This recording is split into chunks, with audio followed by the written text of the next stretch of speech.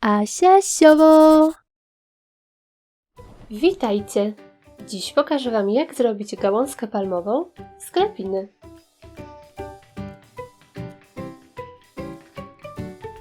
Szczegółową listę wszystkich potrzebnych przedmiotów znajdziecie w opisie tego filmu. Z krapiny ucinam prostokąt. Rozciągam.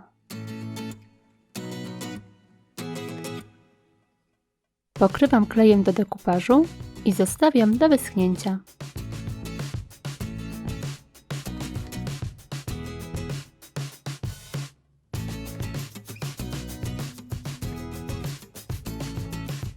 Następnie sklejam kawałki krapiny, tak by strona błyszcząca była na zewnątrz.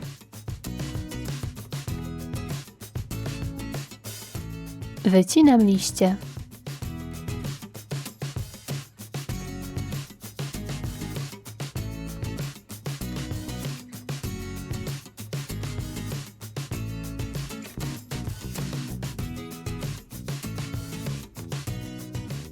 Łączę druty za pomocą taśmy florystycznej.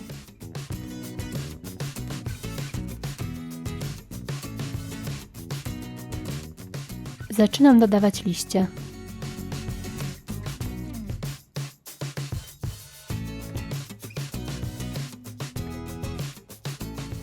Robię to tak, by były naprzeciwko siebie.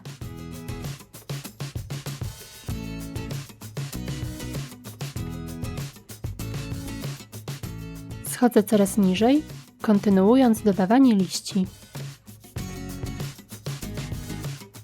Na koniec odpowiednio układam liście.